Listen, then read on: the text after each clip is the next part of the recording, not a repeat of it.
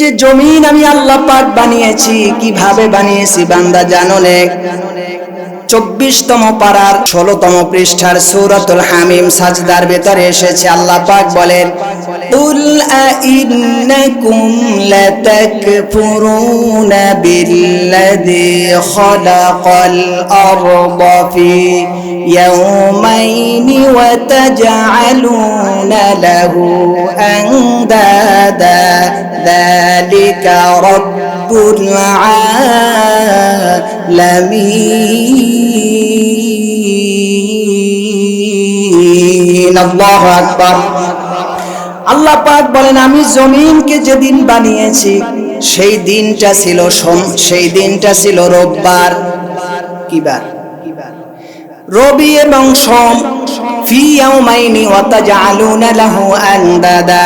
তাফসীর ইবনে কাসির ইমাদউদ্দিন রাহমাতুল্লাহি আলাইহি আলোচ্য আয়াতের তাফসীর লিখেছেন, আমি আল্লাহ পাক রবি এবং সোমবারের ভেতরে আমি এই জমিনটাকে বানিয়েছি। এই জমিনটাকে বানানোর পরে আল্লাহ নির্বাচন করেছেন গোটা পৃথিবীর ভিতরে রাষ্ট্র কয়টা হবে, একটা রাষ্ট্রের পরিমাপ কতটুকুন হবে, ওই রাষ্ট্রের জেলা কোথায় হবে, বিভাগ কোথায় হবে, ওই রাষ্ট্রের গ্রাম কয়টা হবে, ওই রাষ্ট্রের ওই গ্রামের মানুষের পছন্দনীয় খাবার কি হবে, এই জমিনের ভেতরে কোন ফসলটা ভালো উৎপাদন হবে, এই গাছের ডাল হয়ে শাখা প্রশাখায় কোন ফলটা ভালো ফলবে। আমি আল্লাহ পাক এই যে একটা গভীর পরিকল্পনা নিয়ে 2 দিন বসে আমার আল্লাহ পাক এই জমিনটাকে বানিয়েছে। এলাকায় মাহফিল খুব কমই হয় নাই, তার মানে এটাই এট ফার্স্ট। তাহলে আমার জীবনের প্রথম শেরপুরের টাকিমারিতে আমিও জীবনের ফার্স্ট, আর আপনারাও এই এলাকার ফার্স্ট মাহফিলের ফার্স্ট শ্রোতা, ঠিক কিনা? সবকিছুর ফার্স্ট হবার কিন্তু একটা দাবি আছে এবং তার একটা মাহাত্ম্য এবং তার একটা ভিত্তি আছে। যদি মানুষ ফার্স্ট হয় তাহলে তার কাজ হচ্ছে পরবর্তী সময়ে যেন ফার্স্ট হারিয়ে না যায় এটা ধরে রাখা, ঠিক কিনা? যেহেতু আমি আজকের এসেছি সর্বশেষ কিছু সময় পরে আলোচনার শেষ মুহূর্তে আখিরি বিদায়ী মোনাজাত দিয়ে কে কে রাজি আছেন যে মোনাজাত দিয়ে যাবেন? সবাই রাজি আছেন? জান্নাতের ভেতরে জান্নাতীরা যখন চলে যাবে, যাবার পরে এক শ্রেণীর জান্নাতের স্তরটা থাকবে উঁচু, আর কিছু মানুষ থাকবে জান্নাতের একটু নিম্নতর স্তরে। তো যারা নিচু স্তরে থাকবে তারা উপর লেভেলে, যারা থাকবে আপ লেভেলে, দেখবে মাঝে মাঝে তারা দুটো ডানাওয়ালা ঘোড়ার পিঠে সাওয়ার হয়ে গোটা জান্নাতটাকে ঘুরে বেড়ায়। তো নিচু জান্নাতে যারা থাকবে তাদের দেখে একটু খারাপ লাগবে, যেটা শুদ্ধ ভাষায় বলা হয় ঈর্ষা। হিংসা এবং ঈর্ষা দুইটা ভিন্ন জিনিস। আপনারা শিক্ষিত মহল, হিংসা হচ্ছে আমার যা আছে এটা নিয়ে ভাই প্রচন্ড হিংসায় ভুগতেছে, তার আছে আমার নাই কেন, তারটা শেষ হয়ে যাক, আমারে তুমি আল্লাহ দাও, এটা হচ্ছে হিংসা। আর ঈর্ষা এটা জায়েজ, যে আল্লাহ এই ভাইরে আল্লাহ তুমি যেভাবে ধন সম্পদ অর্থ সম্মান ইজ্জত যা কিছু দিয়েছো তারেও ভালো রাখো আর আমারেও দাও। এই ঈর্ষাটা শরীয়তের দৃষ্টিতে একে অপরের সাথে প্রতিযোগিতা করা জায়েজ আছে। তো জান্নাতের ভেতরে একটু লো কোয়ালিটিতে যারা থাকবে তারা আল্লাহকে বলবে, আল্লাহ তুমি আমাদের জন্য যে জান্নাত দিয়েছো আমরা খুশি, তবে এই যে একটা ভিআইপি গোড়ার পিঠে ভিআইপি মানুষগুলি জান্নাতে ঘুরে বেড়ায়, এটা দেখে আমাদের ভাল লাগে না। এই মানুষগুলি কারা, দয়া করে তাদের পরিচয়টা আমাদেরকে একটু তুমি দিয়ে দাও। শারহে সুদুর নামক কিতাবের ভেতরে এসেছে, আল্লাহ পাক সাথে সাথে লো কোয়ালিটি জান্নাতের ভেতরে যারা আল্লাহর কাছে প্রশ্ন করবেন তাদেরকে বলে দিবেন, ও আমার লো কোয়ালিটি জান্নাতে যারা আছো, তোমার চেয়ারের মান এক, খাবারের মান কিন্তু পদমর্যাদায় যারা উপরে উঠে গেছে তাদের সম্পর্কে জানতে চেয়েছো। আমি আল্লাহ পাক তোমাদের ঘোষণা দিয়ে দিলাম, তোমার থেকে যারা উপরে আছে আর ঘোড়ার পৃষ্ঠে সওয়ার হয়ে যারা দৌড়াদৌড়ি করে গোটা জান্নাতকে ভ্রমণ করতেছে, আমি আল্লাহ পাক তাদের 3 রকমের আমল বেশি থাকার কারণে তোমাদের থেকে তাদের সম্মানটাকে বাড়িয়ে দিয়েছি। জান্নাতীরা বলবে রব্বুল আলামিন সেই 3 রকমের বিষয়টা কি যে তাদের সম্মান 3 কারণে বৃদ্ধি পেয়েছে? আল্লাহ পাক বলবেন, দুনিয়ার ভেতরে রাত্র গভীর হয়ে যেত, এমন সময় তোমরা ল্যাপ কম্বল জাজিমের ভেতরে, তোষকের ভেতরে ঢুকে, কম্বলের ভেতরে, জাজিমের ভেতরে ঢুকে তোমরা ঘুমিয়ে পড়েছো। আর এক শ্রেণীর মানুষ টাকিমারি স্থানে যারা তাফসীরুল কোরআন মাহফিলে বসে বসে সময়টা কাটিয়েছে, তোমরা ঘুমিয়ে বাড়িতে সময় কাটিয়েছো, তোমরা মাহফিলে যাও নাই, কৃপণতা করেছো, আবার মাহফিলে গিয়েছো স্টেজের বাইরে ঘোরাফেরা করে মজাদার খাবার ক্রয় করে বাসা বাড়িতে চলে গিয়েছো। কিন্তু আর এক শ্রেণীর মানুষ ঠান্ডা উপর থেকে নিশির শিশির পড়েছে, এরপরেও যারা আমার কোরআনুল কারীমের মাহফিলে বসে রয়েছিল, ওই সমস্ত মানুষ যারা বসেছিল তাদেরকে আমি আল্লাহ পাক আজকের জান্নাতের ভিতরে এই ডানাওয়ালা ঘোড়া দিয়ে উপরের জান্নাতে স্থান দিয়ে দিলাম। ফেরেশতারা বলবেন, রব্বুল আলামিন দ্বিতীয় তাদের সম্মানটা কেন তুমি বৃদ্ধি করলে? আল্লাহ পাক সাথে সাথে তাদেরকে ডেকে বলবেন, রাতের বেলায় দাঁড়িয়ে কোরআনুল কারীমের তেলাওয়াতের মাধ্যমে তারা নামাজ আদায় করত, আর দিনের বেলায় তারা খুব বেশি পরিমাণে নফল রোজা রেখেছে। নফল রোজাগুলি রাখার কারণে তোমরা দোকানে বসে আড্ডা দিয়ে খুব বেশি খাবার নিয়ে মাতামাতিতে ব্যস্ত ছিলে, আর এই মানুষগুলি রাতের বেলায় কোরআন শুনেছে, কোরআন পড়েছে, কোরআন ধরেছে, কোরআনের জন্য সময় দিয়েছে। আমি আল্লাহ পাক আর দিনের বেলায় তারা রোজা রাখার কারণে সব জান্নাতের ভেতরে ব্যতিক্রমীয় সম্মান দিয়ে আমি আল্লাহ পাক তাদেরকে ডানাওয়ালা ঘোড়া বাহন হিসেবে দিয়ে দিয়েছি। আল্লাহ পাক বলবেন, বান্দারে তোমার থেকে তার সম্মান আরো বৃদ্ধি করার কারণ হচ্ছে আমার এই বান্দাগুলি দুনিয়ার ভেতরে বসে মসজিদ আর মাদ্রাসার জন্য যখন ভালো ভালো কথা শোনার পরে তারা উজ্জীবিত হয়েছে, এরপরে নিজের ঘাম ঝরানো, নিজের মাথার ঘাম পায়ে ফেলা টাকাগুলি ওই মাদ্রাসার ওই মসজিদে যারা দান করেছে, ওই মানুষগুলিকে আমি আল্লাহ পাক এত বেশি পছন্দ করেছি। এক শ্রেণীর মানুষের গাড়ি ছিল, বাড়ি ছিল, নারী ছিল, সম্পদ ছিল, সম্পত্তি ছিল, সেইগুলি দেয় নাই, কৃপণতা করেছে। আর এক শ্রেণীর মানুষ আমি আল্লাহর রাস্তায় দান সদকা করেছে। এই যে দান সদকা করলো, শেষ রাত্রে কোরআনের জন্য সময় দিল, আবার দিনের বেলায় রোজা রেখে আমি আল্লাহর জন্য সময়টাকে উৎসর্গ করেছে। এই 3 দফা আমল করার কারণে আমি আল্লাহ পাক তাদেরকে এই জান্নাতের ভেতরে সবার থেকে উঁচু স্থান দিয়ে সর্বশ্রেষ্ঠ সম্মানী বাহন ঘোড়াটাকে তাদের জন্য দিয়ে দিয়েছি। ওই ঘোড়া পেতে চাই আপনি আমি? কথা বলেন না, ওই পেতে চাই? যদি পেতে চাই আসেন এবার কোরআন থেকে দলিল দিচ্ছি। যেহেতু তাফসিরুল কোরআন লেখা আছে, এখানে কেচ্চা কাহিনী বলে সময় নষ্ট করার কোনো সুযোগ নেই। রাতও যেহেতু অর্ধেকটাই বেশি হয়ে গেছে, দীর্ঘ আলোচনারও করার ইচ্ছে নেই। তবে এই যে ঘোড়া, এটা আল্লাহ পাক কি দিয়ে কিভাবে সৃষ্টি করেছে দেখুন। পৃথিবীতে স্বামী আর স্ত্রীর মাধ্যমে স্বামীর আর স্ত্রীর, এই স্বামীর শুক্রাণু মহিলার ডিম্বাণু দুটোতে মিলে কি নারী কি পুরুষ কি চতুষ্পদ জানোয়ার কি দুই পায়ে হাঁটে এরকমের কোনো জানোয়ার, সব কিছু নারী পুরুষের উভয়ের সংমিশ্রণে নাপাক পানি ফোঁটা দিয়ে তৈরি সকল প্রাণী, এমনকি মানুষও, ঠিক কিনা বলেন?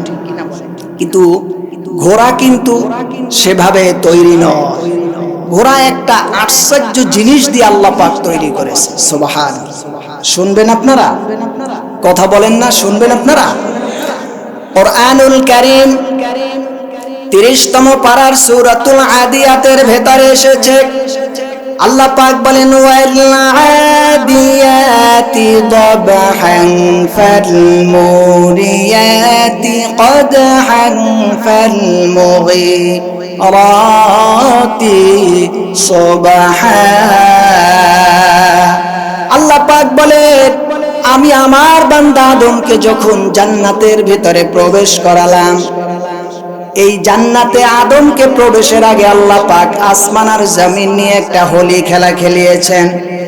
আল্লাহ পাক কুরআনুল কারীমের ভেতরে প্রথমতম পারার 3তম পৃষ্ঠার সূরাতুল বাকারার 29 নম্বর আয়াতের ভেতরে আল্লাহ পাক বলেন হুয়াল্লাযী জাআলা লাকুমুল আরদা, আল্লাহ পাক বলেন আমি আসমান আর জমিন যেদিন বানাবো সেই দিন আমি সর্বপ্রথম আসমান বানানোর আগে আমি আল্লাহ জমিনটাকে বানিয়েছি। এই যে জমিন আমি আল্লাহ পাক বানিয়েছি, কিভাবে বানিয়েছি বান্দা জানো নে? 24তম পারার 16তম পৃষ্ঠার সূরাতুল হামিম সাজদার ভেতরে এসেছে, আল্লাহ পাক বলেন কুল আইন্নাকুম লাতাকফুরুনা বিল্লাযী খালাকাল আরদা ফি ইয়াওমাইনি ওয়া তাজআলুনা লাহু আনদাদা যালিকা রাব্বুল আলামিন। আল্লাহু আকবার। আল্লাহ পাক বলেন আমি জমিনকে যেদিন বানিয়েছি সেই দিনটা ছিল রোববার। কি বার? রবি এবং সোম। ফি ইয়াওমাইনি ওয়া তাজআলুনা লাহু আনদাদা। তাফসীর ইবনে কাসির ইমাদউদ্দিন রাহমাতুল্লাহি আলাইহি আলোচ্য আয়াতের তাফসীর লিখেছেন, আমি আল্লাহ পাক রবি এবং সোমবারের ভেতরে আমি এই জমিনটাকে বানিয়েছি। এই জমিনটাকে বানানোর পরে আল্লাহ নির্বাচন করেছেন গোটা পৃথিবীর ভিতরে রাষ্ট্র কয়টা হবে, একটা রাষ্ট্রের পরিমাপ কতটুকুন হবে, ওই রাষ্ট্রের জেলা কোথায় হবে, বিভাগ কোথায় হবে, ওই রাষ্ট্রের গ্রাম কয়টা হবে, ওই রাষ্ট্রের ওই গ্রামের মানুষের পছন্দনীয় খাবার কি হবে, এই জমিনের ভেতরে কোন ফসলটা ভালো উৎপাদন হবে, এই গাছের ডাল হয়ে শাখা প্রশাখায় কোন ফলটা ভালো ফলবে। আমি আল্লাহ পাক এই যে একটা গভীর পরিকল্পনা নিয়ে 2 দিন বসে আমার আল্লাহ পাক এই জমিনটাকে বানিয়েছে।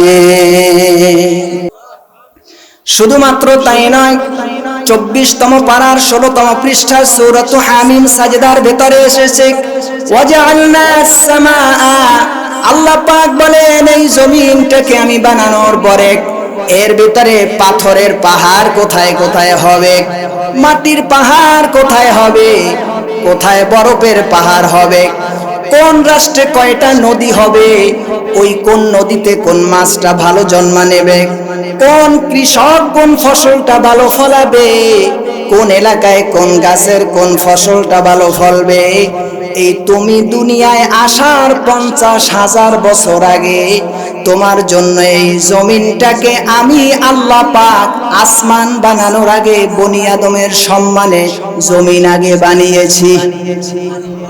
আরে সুবহানাল্লাহ, জোরে বলতে পারবেন না? আস্তে বলেন সুবহানাল্লাহ, আরো আস্তে বলো সুবহানাল্লাহ। বাঙালি হইছে উল্টা, আস্তে বললে জোরে। আমার প্রিয় ভাইরা গভীর মনোযোগ, আল্লাহ পাক বলেন জমিনটাকে আমি বানানোর পরে পাহাড় পত্র পল্লব শাখা প্রশাখা দিয়ে জমিনটাকে আমি আল্লাহ পাক এমন ভাবে বানিয়েছি বান্দারে শোনো। সোমবার, রবি আর সোমবার আমি আল্লাহ পাক দুনিয়াটা বানানোর পরে এই দুনিয়ার ভেতরে কোনটা কোন জায়গায় লাগালে পরে সিটিং করলে পরে ভালো হবে, এই পরিকল্পনা করার জন্য আল্লাহ পাক আবার মঙ্গলবার আল্লাহ পাক এই দুনিয়ার ভেতরে সকল পাহাড়, নদী, নালা, ডোবা ডালা, উঁচু নিচু জায়গাগুলি তিনি বানিয়ে দিয়েছে। তাহলে রবি, সোম, মঙ্গল, বুধ, 4 দিনের ভেতরে আল্লাহ পাক গোটা কুল কায়নাতটাকে সাজিয়েছেন। এখন সপ্তাহ বাকি আছে কয়দিন? তাহলে বুধ গেল, বৃহস্পতি, শুক্র, একটু কথা বলবেন না আপনারা? বৃহস্পতি, শুক্র আর শনি, বাকি কয়দিন? 3 দিন। আল্লাহ পাক বলেন فقضاهن 7 سماوات في يومين وأوحى في كل سماء أمرها وزينا السماء الدنيا بمصابيح وحفظا।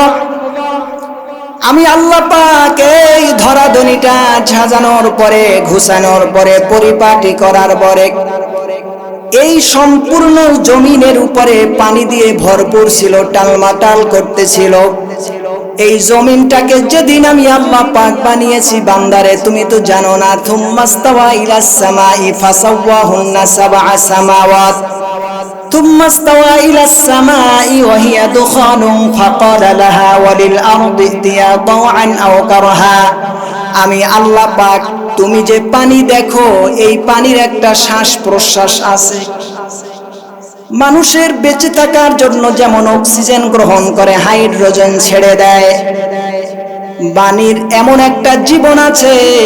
আল্লাহ পাক বলেন সুম্মাস্তাওয়া ইলাস সামা ওয়া হিয়া দুখানুন ফাকালা লাহা ওয়ালিল আরদি ইতিয়া তাওআন আও কারহা। ওই পানির ভিতরে তুমি যে দেখো একটা শ্বাসের মতন বের হয়ে যায়, ওইটা কোনো শ্বাস না। পানির ভেতর থেকে যেই জিনিস বাষ্প হয়ে বের হয়ে যায়, এটাই হচ্ছে পানির একটা শ্বাস। এই শ্বাসটাকে আল্লাহ পাক বলেন আমি উপরের দিকে উড্ডয়মান করলাম, আর সেই ধোঁয়াটা দিয়ে আমি আল্লাহ পাক আসমানগুলিকে বানিয়েছি। আল্লাহ পাক বলেন বৃহস্পতিবারে সব আসমানগুলি আল্লাহ পাক বানালেন। এরপরে শুক্রবারে আল্লাহ পাক আসমানের সকল কাজগুলি কমপ্লিট করলেন।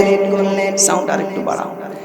আসমানের সব কিছু কমপ্লিট করার পরে রব্বুল আলামিন শুক্রবার দিনের শেষ অংশের মাত্র 3 ঘন্টার মতন বাকি ছিল। 3 ঘন্টা আপনার আমার ঘরের 3 ঘন্টা নয়। আল্লাহ পাকের ভাষায় ওই সময় একটা দিনে কয়টা ঘন্টা ছিল পৃথিবীর কোনো মানুষের সেই ধারণা নাই। সুবহানাল্লাহ। যখন শুক্রবার দিনের শেষ অংশ চলে এসেছে, তখন আল্লাহ পাক চেয়েছেন বনি আদম বানাবেন। এই আয়াতের তাফসীরের ভেতরে এসেছে আল্লাহ পাক তখন অর্ডার করলেন, সব ফেরেশতাকে অর্ডার করলেন এই পৃথিবী থেকে মাটি নেয়ার জন্য। জিবরিল এসে যখন হাত রাখলেন, জিবরিল রে মাটি দিছে ধমক, শরীরে টাচ করে। জিবরিল কয় আল্লাহ করতে বলছে, কয় দূরও যান আপনি আল্লাহর কাছে, আমার শরীরে হাত দিবেন। আল্লাহর ওই অর্ডার নিয়ে আমি বলছি আমার শরীরে হাত দিতে পারবেন না। জিবরিল চলে গেল, মিকাইল এলো, মাটি নিবেন, ঢিলে মাটি ধমক, চলে গেল মিকাইল। ইসরাফিল এলো, মাটি ধমক দিল, ভয়তে মিকাইল ইসরাফিল চলে গেল। লাস্ট নাম্বারে আল্লাহ পাক মালাকুল মউতকে পাঠালেন, খপ করে ধরে এক থাবা মাটি আল্লাহর কাছে নিয়ে গেলেন। তাফসীরের ভেতরে লেখে হযরত মালাকুল মউত যেই মাটির মুষ্টিটা নিয়েছিলেন, সেই মাটির মুষ্টিটা এমন মাটির মুষ্টি ছিল গোটা পৃথিবীর এঁটেল মাটি বলেন, দোআঁশ মাটি বলেন, বেলে মাটি বলেন, সব মাটির গুণাগুণগুলি ওই একটা মাটির থাবার মুষ্টির ভেতরে ছিল। সেই জন্য আজ পর্যন্ত যেই রাষ্ট্রের মানুষ খুব দলা কালো বেটে উঁচু নিচু খাটো শর্ট লং টলম্যান শর্টম্যান, ওই মাটি যত জায়গার যত প্রকারের যত রূপের যত গুণের যত কোয়ালিটির যত ধরনের যত রকমের গুণ আর বৈশিষ্ট্য ওই মালাকুল মউতের মাটি হাতের মুঠার ভেতরে এসেছে। সেজন্যই আদম থেকে তৈরি তার সন্তানরা কেউ মোটা কেউ ছোট কেউ খাটো কেউ বেটে কেউ দেখতে সুন্দর কেউ কালো আবার কেউ ধলা ভরসা। সুবহানাল্লাহ। আমার প্রিয় ভাইয়েরা, আল্লাহ পাক এইবার যখন মাটিটা আনলেন, তাফসীর ইবনে কাবিরের ভিতরে এসেছে বাবা আদমকে আল্লাহ পাক ফু দিয়ে সাথে সাথে বানান নাই। আল্লাহ পাক এই আসমানটাকে হুকুম করেছেন, সাথে সাথে হয়ে গেছে। জমিনটাকে হুকুম করেছেন, সাথে সাথে হয়ে গেছে। নদী নালা ডোবা ডালা পুকুর পুষ্কুনি যা আছে হুকুম করেছেন, হয়ে গেছে। এই পৃথিবীতে আল্লাহ পাক কোন জিনিসকে তার কুদরতি হাত মোবারক দিয়ে স্পর্শ করে বানায় নাই। একমাত্র শুধুমাত্র কেবলমাত্র যেই জিনিসটাকে তিনি হাত দিয়ে ভালোবেসে আদর করে সোহাগ দিয়ে যত্ন করে ভালোবেসে গভীর পরিকল্পনা করে আল্লাহ পাক যেই জিনিসটাকে বানিয়েছেন সেটার নাম হচ্ছে বনি আদম। আমার প্রিয় ভাইরা, সেজন্য কোরআনুল কারীম 30তম পারার সূরাতুত তিন, আবার কোরআনুল কারীম 15তম পারার 8তম পৃষ্ঠার 1তম আয়াত সূরাতু বনি ইসরাঈল, আবার কোরআনুল কারীম 21তম পারার 14তম পৃষ্ঠার সূরাতু আলিফ লাম মিম সাজদার ভিতরে এসেছে। আল্লাহ পাক বলেন, লাকাদ খালাকানাল ইনসানা ফি আহসানি তাকওয়িম। আল্লাহু আকবার। আবার এক আয়াতকে আল্লাহ পাক নিজে তাফসীর করেছেন 21তম পারার 14তম পৃষ্ঠার সূরাতু আলিফ লাম মিম সাজদার ভেতরে আল্লাহ পাক বলেন, আল্লাযী আহসানা কুল্লা শাইইন খালকাহু ওয়া বাদাআ খালকাল ইনসানি মিন তিন।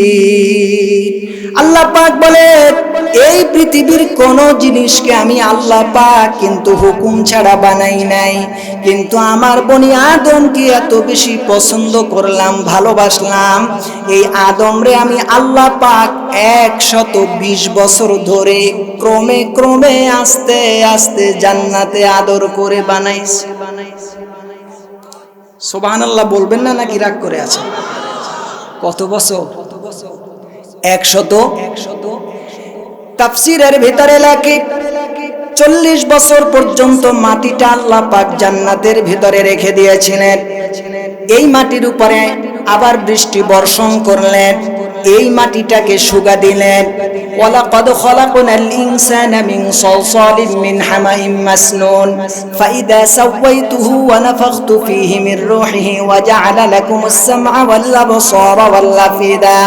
আল্লাহ পাক বলেন, এই মাটিটাকে আমি আল্লাহ পাক আদর করে সাদর করে সুন্দর করে সিটিং ফিটিং করে এরপরে আগুনের ভিতরে আকাশের সূর্য সুন্দর করে আমি আল্লাহ পাক এটাকে শুকানোর পরে ঠনঠনে মাটি দিয়ে ধোয়াবিহীন আমি আল্লাহ পাক আমার বনি আদমটাকে বানিয়েছি।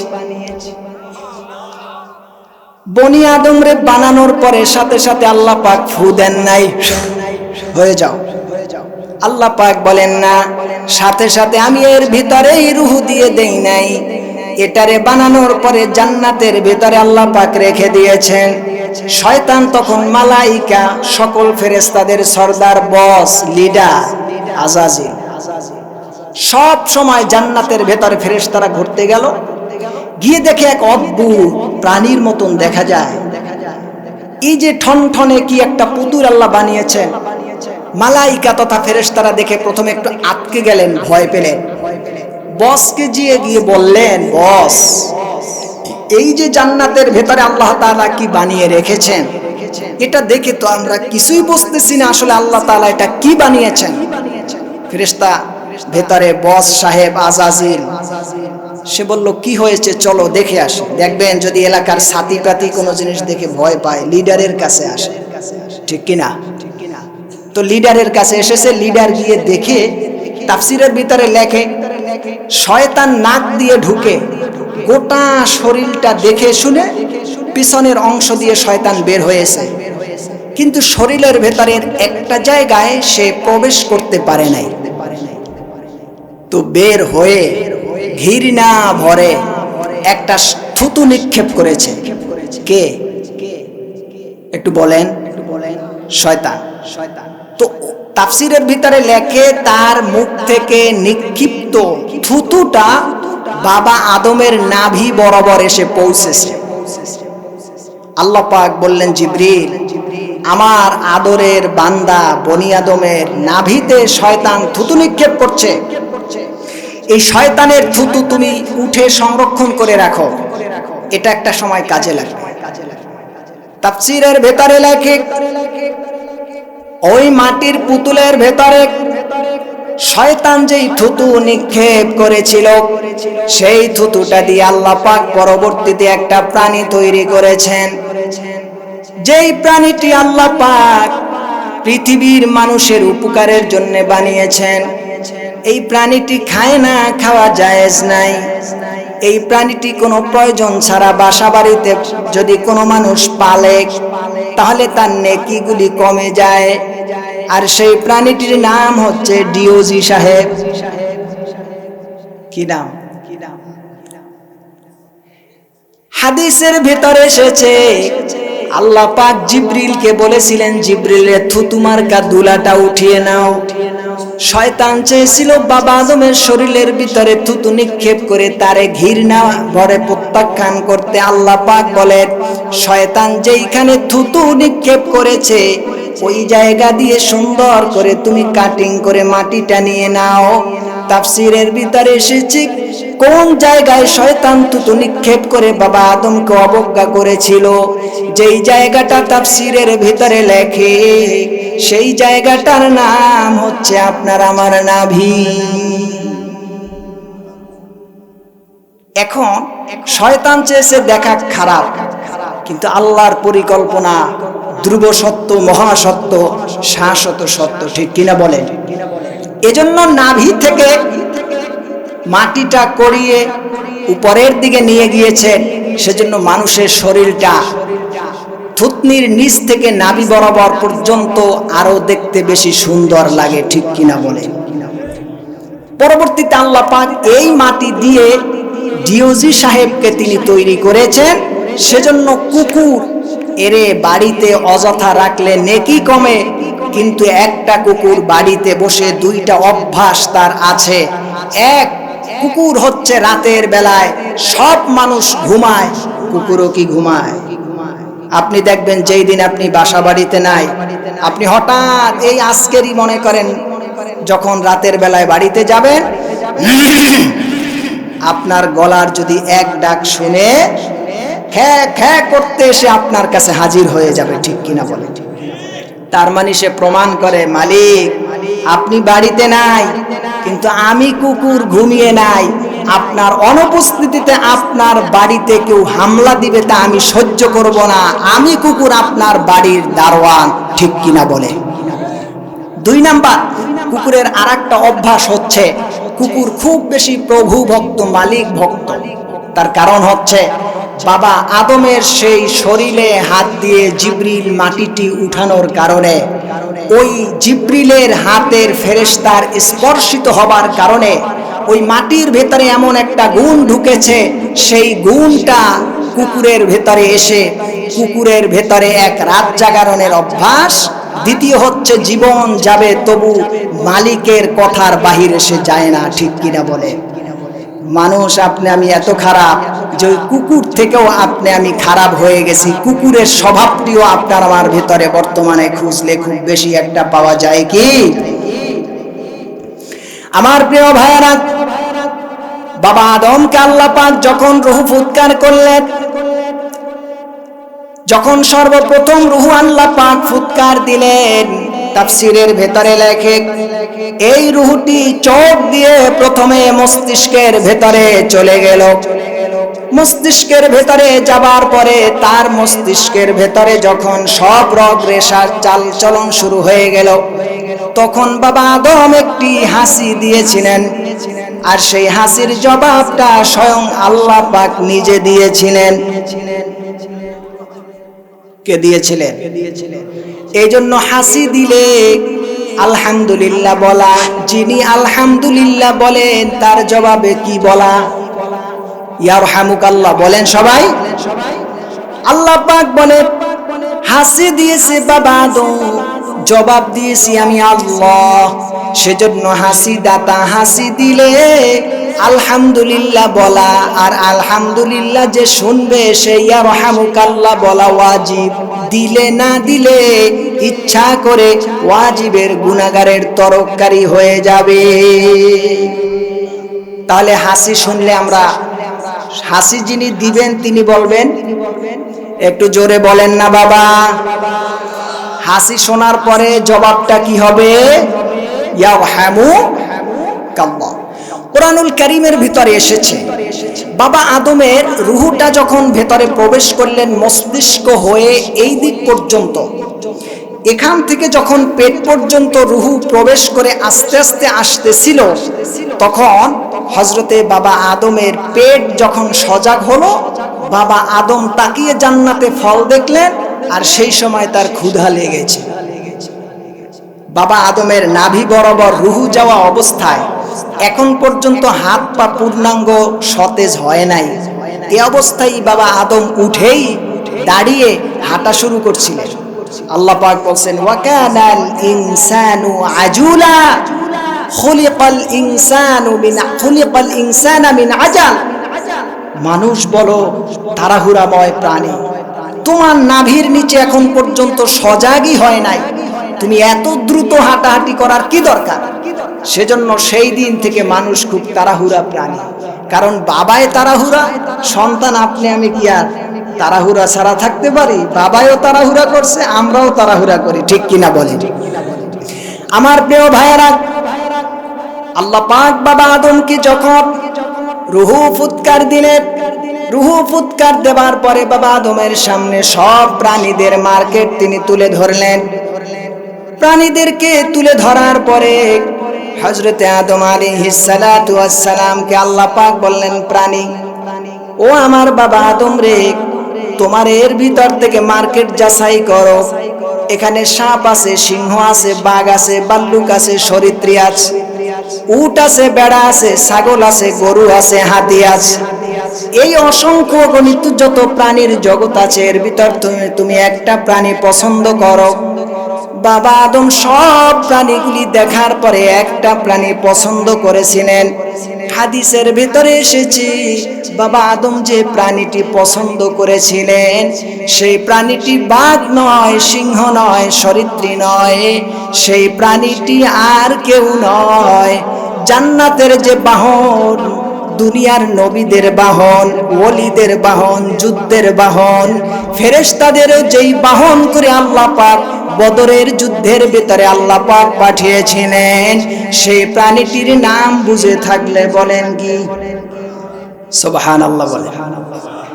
আল্লাহ পাক এই প্রাণীটিকে কিভাবে তৈরি করেছেন? আল্লাহ পাক বলেন, আমি দক্ষিণা বাতাসকে একবার ডেকে বললাম, দক্ষিণা বাতাস রে, আমি তোমার থেকে একটা প্রাণী সৃষ্টি করতে চাই। বাতাস বললেন, রব্বুল আলামিন, আমি বাতাস দিয়ে আপনি কি তৈরি করতে চান আপনি করেন। আল্লাহ পাক বললেন, আমি তুমি বাতাস দিয়ে যে একটা প্রাণী বানাতে চাই সেই প্রাণীটির নাম হচ্ছে ঘোড়া।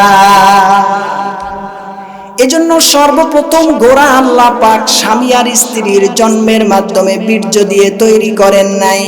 সর্বপ্রথম ঘোড়া যে জিনিস দিয়ে আল্লাহ পাক তৈরি করেছেন, আল্লাহ পাক বলেন ওয়াল আদিয়াতি দবহা ফালমুরিয়াতি কদহা ফালমুগীরাতি সুবহা ফাআথরনা বিহি নাকআ। আবার আল্লাহ পাক 14তম পারার 7তম পৃষ্ঠার সূরাতুন নাহলের ভেতরে বলেন ওয়াল খাইলা ওয়াল বিগালা ওয়াল হামিরা লিতারকাবুহা ওয়া জিনা ওয়া আলাল্লাহ। আল্লাহ পাক একই আয়াতের তাফসীরকে 3তম পারার 10তম পৃষ্ঠার সূরাত আলে ইমরানের ভিতর আল্লাহ পাক বলেন যুইনা লিন্নাস হুব্বুশ শাহাওয়াতি মিনান নিসাই ওয়াল বানিনা ওয়াল কানাতিরিল মুকান্তারাতি মিনাদ যাহাবি ওয়াল ফিদ্দা والخيل المسومة والأنعام والحرث। আল্লাহ পাক বলেন এই ঘোড়া আমি আল্লাহর পছন্দ, নবীদের পছন্দ, ফেরেশতাদের পছন্দ। আমার উম্মতে মুহাম্মাদির ভিতরে জান্নাতের ফার্স্ট কাতারে যারা চলে যাবে ওই জান্নাতি মানুষেরও বাহন হচ্ছে এই ঘোড়া। জোরে জোরে বলা যাবে কি সুবহানাল্লাহ। তাহলে এই ঘোড়া আপনি আমি চাই কি চাই না? জোরে বলেন। আপনি কি জানেন যারা এশার নামাজ পড়ে এসেছে, আপনি যখন ওযুটা করেছেন, এই ওযু করার সময় আপনি যে চেহারাগুলি ধৌত করেছেন, হাত ধৌত করেছেন, পা ধৌত করেছেন, মাথা মাসেহ করেছেন, প্রত্যেকটা অঙ্গ প্রত্যঙ্গ আল্লাহর হিসাব নিকাশের দিনে কিয়ামতের ময়দানে আকাশের চাঁদের থেকেও নূরে ঝলমল করে শরীরের অঙ্গগুলি জ্বলতে থাকবে। বুখারী শরীফ প্রথমতম খণ্ড কিতাবুল ওযু। وعن أبي هريرة رضي الله تعالى عنه أنه قال قال رسول الله صلى الله عليه وسلم إن أمتي يدعون يوم القيامة غرا محجلين من آثار الوضوء। দুনিয়ায় তোমরা যারা সুন্দরভাবে শীতের দিনে ওযু করবে রে বান্দা, ঠান্ডা পানি তোমার গরম পানি করার কোনো ব্যবস্থা নাই। ফজরের নামাজের সময় হয়ে গেছে, মুয়াজ্জিন যখন আজান দিয়েছে, তোমার আরামের ঘুম ভেঙে গেছে, গরম পানির কোনো ব্যবস্থা তোমার বাসা বাড়িতে নাই। ঠান্ডা পানি দিয়ে তুমি যখন নামাজটা বান্দা আদায় করেছ রে বান্দা, আমি আল্লাহ এত বেশি পরিমাণে খুশি হয়ে গিয়েছি, তোমার বান্দা যত জায়গা ওযুর পানি দিয়ে ধৌত করেছো তত জায়গাগুলি কিয়ামতের ময়দানে স্বর্ণের থেকেও বেশি ঝলমল করতে থাকবে। আমার প্রিয় ভাইয়েরা, সেই স্বর্ণের জায়গাগুলি দেখে রাসূল করিম সাল্লাল্লাহু আলাইহি ওয়াসাল্লাম আপনাকে আমাকে দেখে দেখে ধরে ধরে আল্লাহর জান্নাতে নিয়ে যাবে। বলেন সুবহানাল্লাহ। অতএব ওযু করতে কি রাজি আছি? একটু জোরে বলেন, ওযু করতে রাজি আছি? নামাজ পড়তে রাজি আছি? হযরত ঈসা আলাইহিস সালাতু ওয়াস সালাম তিনি একদিন যাচ্ছিলেন, তো তিনি যাবার সময় তিনি দেখলেন একটা নদীর পাশ দিয়ে হযরত ঈসা নবী যাচ্ছেন। তো যাবার সময় তার সাথে একজন লোক এলেন। লোকটি এসে বললেন, হুজুর আমি আপনার সাথে সফর সঙ্গী হতে চাই। তো হযরত ঈসা আলাইহিস সালাতু ওয়াস সালাম তিনি বললেন, ঠিক আছে, আপনি আমার সাথে সফর সঙ্গী হতে চান, আসেন। তো হযরত ঈসা যখন সফর করে কিছু দূর গেলেন, তাদের ক্ষুধা লেগেছে। হযরত ঈসার কাছে 3টি রুটি ছিল। 3টা রুটি হযরত ঈসা একটি খেলেন, পাশের ভাইকে আরেকটি দিলেন, বাকি আছে কয়টা? হযরত ঈসা বললেন, এটাকে রাখেন, আমি একটু সামনে নদীর কোল ঘেঁষে যে পানি যাচ্ছে একটু পানি খেয়ে আসি। হযরত ঈসা যখন নদীর পাড়ে গেলেন, তিনি এসে দেখলেন রুটি সাহেব নাই। তো সাথের বাইরে জিজ্ঞেস করলেন, ভাই রুটি গেল কই? তো ভাই বললেন, হে আল্লাহর নবী ঈসা, রুটি কই গেছে? আমি তো রুটির খবর জানি না।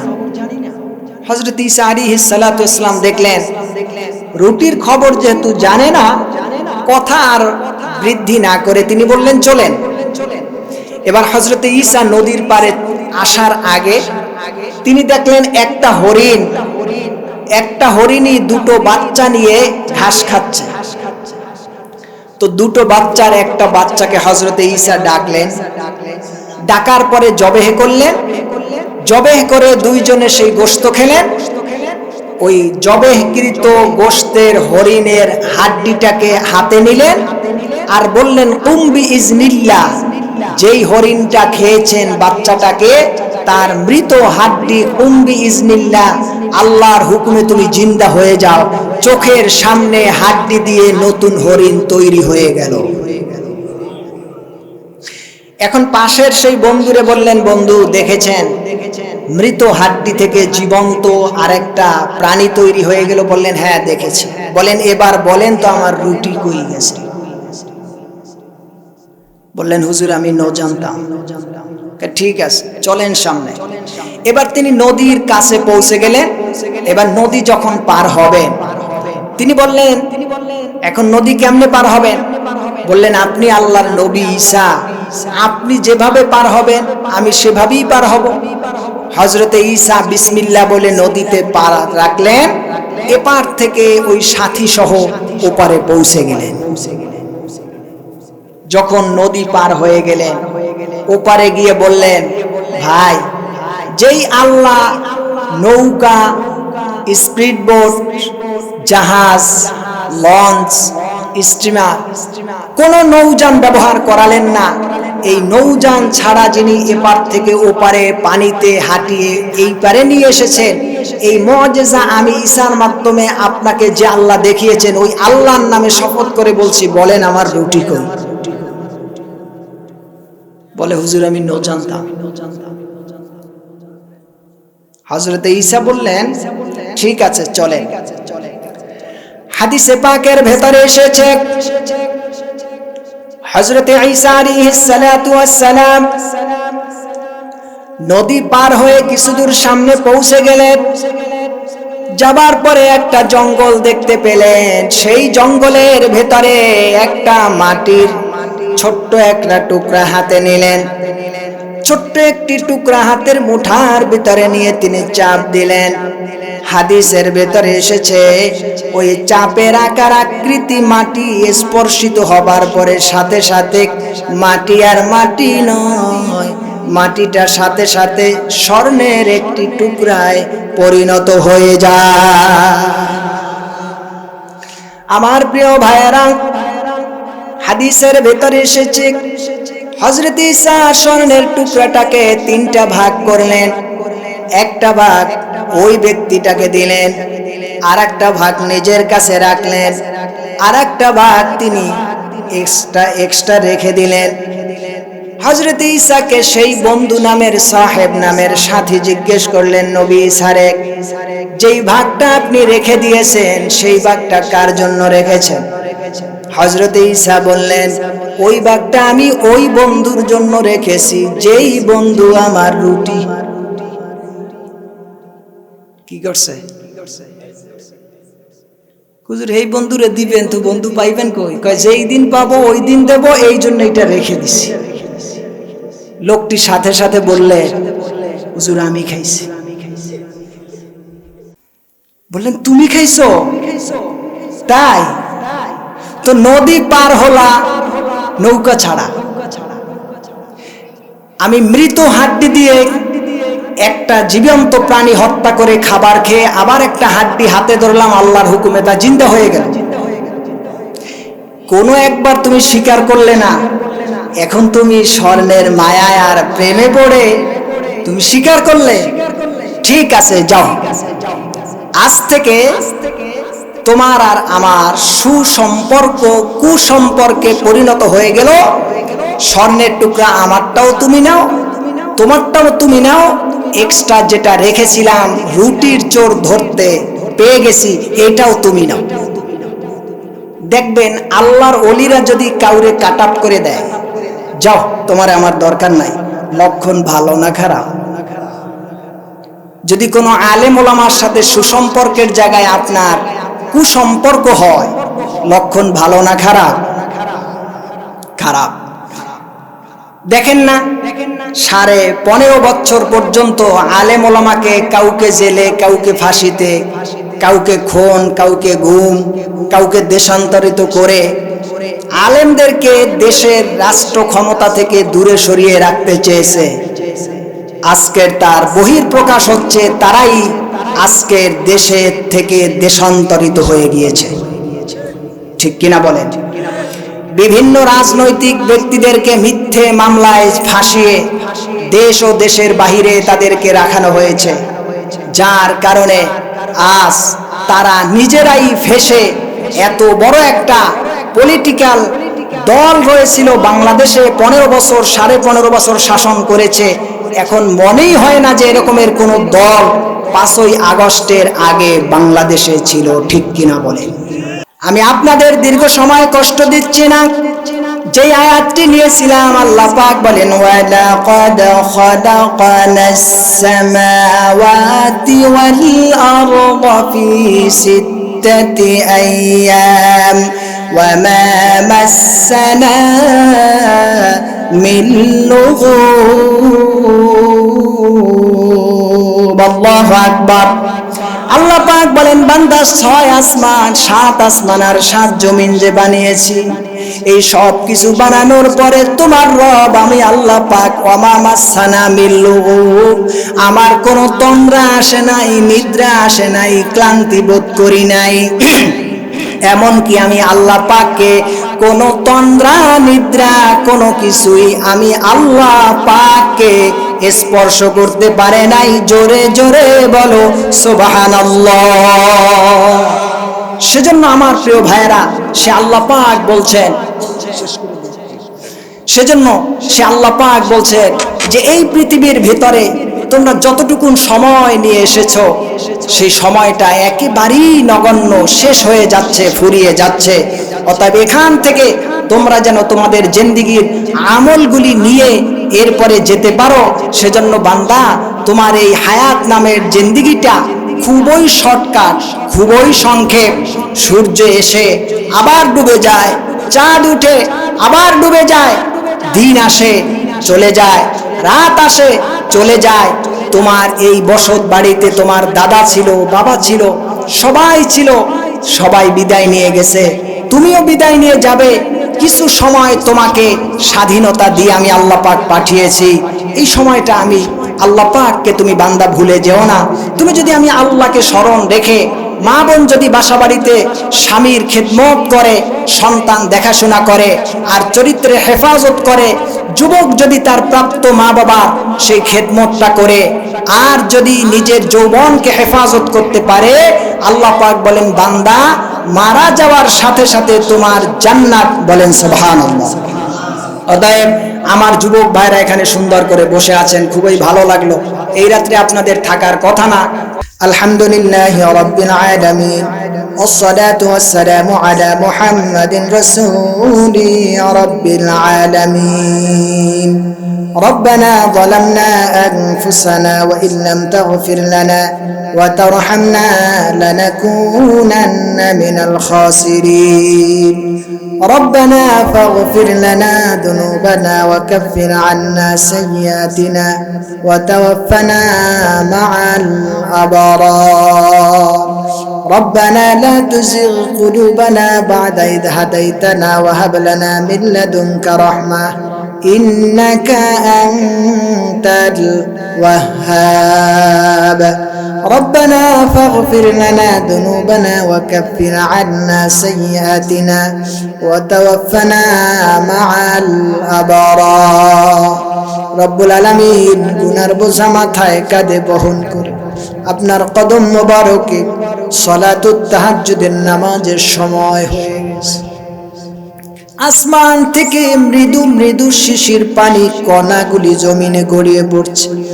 রব্বুল আলামিন মাথার উপরের সামিয়ানা তাঁবুটা ভিজে মাথার উপরে পানিগুলি ঝরে পড়ছে। বৃদ্ধ বাবারা এ পর্যন্ত সন্ধ্যা থেকে এ পর্যন্ত 5 থেকে 6-7 ঘন্টা বসে আছে।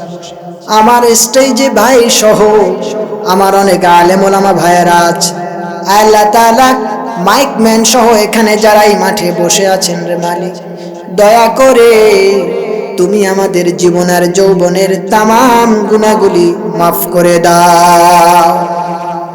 আয় আল্লাহ তাআলা, এই মাদ্রাসা প্রতিষ্ঠার শুরু লগ্ন থেকে যেই বাবা জায়গা দিয়েছে তারে তুমি জান্নাতের খাস কামরা ছেড়ে দাও। যেই ভাই তার দুনিয়ার বাগানটা ছেড়ে জান্নাতের বাগানের ব্যবস্থা করেছে তাকে তুমি জান্নাতুল ফেরদাউসের বাগান তুমি দিয়া দাও। আয় আল্লাহ, ভাই অসুস্থ, অপারেশনের ব্যবস্থা রয়েছে সামনে, তুমি তো পারো, তুমি হুকুম করলে কিছুই লাগে না। দয়া করে রব্বুল আলামিন যে ভালোবেসে আদরে সাদরে জায়গা ছেড়ে তোমার খুশি আর রেজাবন্দি হাসিলের চেষ্টা করেছি, তুমি তোমার এই বান্দার উপরে রহমত দিয়ে অপারেশন থেকে তুমি নিজেই মুক্ত করে দাও। আল্লাহ তাআলা, আমার অনেক যুবক ভাইয়েরা অনেক মাদ্রাসা, অনেক মাহফিলে, অনেক মজলিসে বৃদ্ধরা থাকে, যুবকরা থাকে না। আজকের এই প্রথম মাহফিলে আমার যত যুবক ভাইয়েরা এ পর্যন্ত বসে আছে, আরো কথা বললে শুনতো, বসে থাকতো, দয়া করে এই যুবকগুলিরে তুমি খালেদ বিন সাইফুল্লাহর মতন কবুল আর মঞ্জুর করে নাও। আল্লাহ তাআলা বৃদ্ধ বাবাদেরকে আবু বকরের মতন কবুল করে নাও, ওমরের মতন বীর সাহসী যোদ্ধা বানায়া দাও। এ পর্যন্ত মা বোন যারা পর্দার অন্তরালে আছে, খাদিজা, আয়েশা, ফাতেমাতুজ জহরার মতন কবুল আর মঞ্জুর করে নাও। আল্লাহ তাআলা, এই মুহূর্তে মনে পড়ে গেল আমাদের জনম দুঃখিনী মা, জনম দুঃখী বাবা যাদের ঠান্ডা মাটির পরিপাটির বিছানায় শোয়া দিলাম। দিন যায়, সপ্তাহ যায়, মাস যায়, বছর যায়, এই পৃথিবীতে কত পুরুষের কণ্ঠ শোনা যায়, কিন্তু বাবার কণ্ঠের মতন কোন পুরুষের কণ্ঠ আর শোনা যায় না। এই পৃথিবীতে কত মা হারিয়ে সন্তানরা, কত মহিলার কণ্ঠস্বরে, কিন্তু আপন গর্ভধারিণী মায়ের কণ্ঠ আর শোনা যায় না। আল্লাহ, যেই দিন একটা মা সন্তান কনসেপ্ট করে সেই দিন থেকে তার জুড়ি থেকে বুড়ি হয়ে যায়। শয়তানলা সন্তান লালন পালন করতে গিয়ে মা শরীরে ঘুম থাকে না, খাবার থাকে না, রেস্ট নিতে পারে না। ওই মাকে যারা পাড়ায়া পাড়ায়া আম গাছের, জাম গাছের ঝোপে ঝাড়ে মাটির নিচে রেখে এসেছে, দয়া করে রব্বুল আলামিন এই শীতের মৌসুমে আমরা বিছানা গরম লাগে, পানি গরম লাগে, ল্যাপ লাগে, কম্বল লাগে, জাজিম লাগে, তোষক লাগে, তার ভিতরে ঘুমায়। আর আমাদের আব্বু আর আব্বু ওই খালি বিছানা শুয়ে আছে রে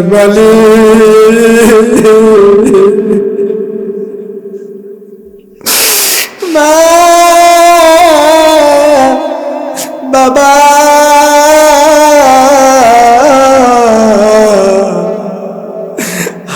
সব মানুষগুলি মানুষের সন্তানগুলি কোলে কাকে নিয়ে আদর করে। বাবা সন্তানরে কোলে নিয়ে মাথার উপরে ঘাড়ে উঠায়। গবেষকরা বলেছেন প্রত্যেকটা বাবা গাড়ে সন্তান উঠায়া প্রমাণ করে আমার সন্তান আমার থেকে যেন দুনিয়ায় বেশি পরিচিতি লাভ করতে পারে। আয় আল্লাহ, এই সন্তানগুলি যাদের রেখে বাবা দুনিয়া ছেড়ে বিদায় নিয়ে গেল, জানি না এই ময়দানে কার যেন দাদা হারিয়ে গেল, কার যেন নানা হারিয়ে গেল, কার যেন পরম আত্মীয় বাবার মা হারা হয়ে গেল রে আল্লাহ।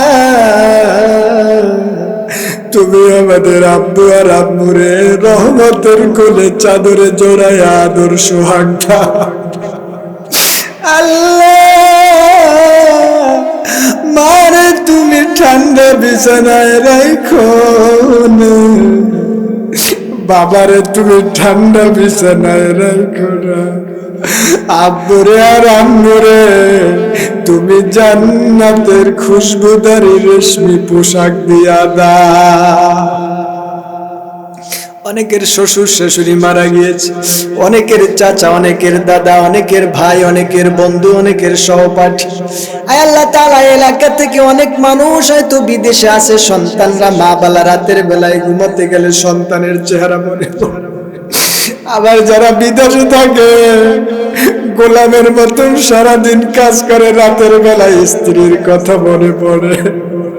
সন্তানের মাথায় একটু হাত বুলাতে মনে চায়, সন্তানকে আদর দিতে মনে চায়, কিন্তু বাড়িতে আসতে পারে না। দেনা হয়ে গেছে, বাবারে টাকা পাঠায়, মারে টাকা পাঠায়, নিজে আসতে পারে না। দয়া করে এমন যত সন্তান বিদেশে বিরাজ্যে আছে, ঢাকায় আছে, দয়া করে এলাকার সকল সন্তানের উপরে খাস রহমত বর্ষণ করে দাও। আল্লাহ, এই এলাকায় প্রথম মাহফিল, আজকে আমার মতন অযোগ্য মানুষকে তুমি প্রধানের জায়গায় বসিয়েছো। আল্লাহ তাআলা, যারা আমাকে পছন্দ করে ইনভাইট করেছে, দয়া করে এদেরকে পছন্দ করে তুমি জান্নাতের মানুষ বানায়া দাও। এলাকার যত মুরব্বী এখন পর্যন্ত বসে আছে, তাদেরকে তুমি জান্নাতুল ফেরদাউসের উচ্চ মাকামের মালিক বানিয়ে দাও। আমার যুবক ভাইরা যারা বসে আছে, আল্লাহ, এই যুবকগুলির 16 ডিসেম্বরের গান বাদ্য থেকে, 31 নাইটের গান বাদ্য থেকে তুমি 1 14 সেই ফেব্রুয়ারির বিশ্ব বেহায়াপনা দিবসের থেকে এই নারী আর পুরুষ আর যুবকদেরকে হেফাজত করো। আল্লাহ তাআলা, এই মাদ্রাসাকে তুমি কবুল করো। যিনি জায়গা দিয়েছেন তাকে তুমি কবুল করো। আল্লাহ তাআলা, যারাই জায়গা দিয়েছেন তাদের সবাইকে তুমি মানজিলে মাকসুদে পৌঁছার তৌফিক দান করে দাও।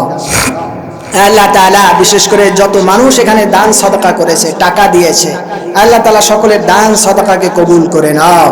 রব্বুল আলামিন, যে সমস্ত যুবক ভাইয়েরা, আলামিন ভাই সহ একটা প্রোগ্রাম করতে কত কষ্ট, খাওয়া থাকে না, ঘুম থাকে না, আল্লাহ তাআলা দয়া করে যে যেভাবে সাহায্য করেছে সবাইকে তুমি কবুল আর মঞ্জুর করে নাও।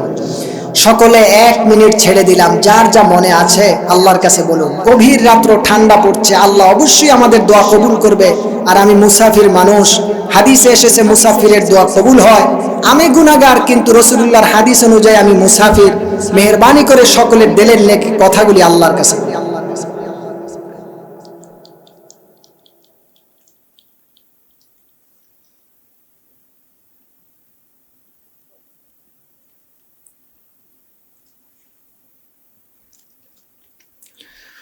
لا إله إلا الله العظيم الحليم، لا إله إلا الله رب العرش العظيم، لا إله إلا الله رب السماوات ورب الأرض ورب العرش الكريم، لا إله إلا الله الحليم الكريم، سبحان الله رب العرش العظيم، الحمد لله رب العالمين، أسألك موجبات رحمتك وعزائم مغفرتك والغنيمة من كل بر والسلامة من كل إثم، لا تدع لي ذنبا إلا غفرته، ولا هما إلا فرجته، ولا دينا إلا قضيته، ولا مريضا إلا شفيته، ولا حاجة من حوائج الدنيا والآخرة إلا قضيتها يا أرحم الراحمين। আল্লাহ তাআলা, রাত্র গভীর হয়ে গেল, সালাতুত তাহাজ্জুদের নামাজের সময় হয়ে গেছে। এমন একটা সময় তুমি আমাদের বসিয়ে রেখেছো, আগামী দিন এই মাহফিলের প্যান্ডেল থাকবে না, এখানে এসে কেউ বসবেও না, এই রাত্রে ডাকলে কাউরে পাওয়াও যাবে না। আজকের কোনো তাবাররুকের ব্যবস্থা নাই, এরপরেও যারা কোরআনের ভাকার্ষণে বসে আছে, আরো আলোচনা করলে আমার ভাইয়েরা বাবারা বসে থাকতো, কিন্তু না না, ফজরের নামাজের আশায় আমরা বিদায় নিয়ে যাচ্ছি। দয়া করে কাল কিয়ামতের ময়দানে এই মানুষগুলি আমি সহ একত্রিত হয়ে আগে বাগে তোমার জান্নাতে যাবার জন্য আমাদের কবুল করে নাও। আল্লাহ তাআলা আব্দুল গফুর রহমাতুল্লাহি আলাইহির রূহের মাগফিরাতে তামাম সাহাবের হাদিয়াগুলি পৌঁছায়া দাও। আরো যাদের জন্য দোয়া চেয়েছেন তাদের সবাইরে তুমি কবুল করে নাও। একটু মনে করেন যেন আপনি আমি মারা গেছে, নাকে তুলা, কানে তুলা, অজু করাচ্ছে, গোসল করাচ্ছে, কাপনের প্যাকেট করে গরম পাতা দিয়ে গোসল দিয়ে আপনাকে আমাকে সর্বশেষ বিদায় করে দিচ্ছে।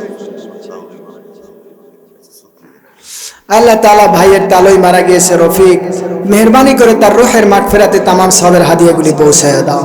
এলাকার যেখানেই মা বোনরা শায়িত হয়ে আছে সবার কবরগুলির আযাব মাফ করে দাও।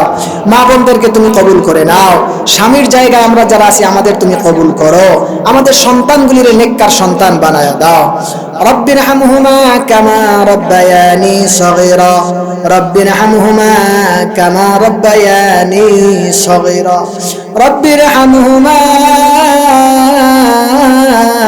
কামা রব্বায়ানি সগীরা।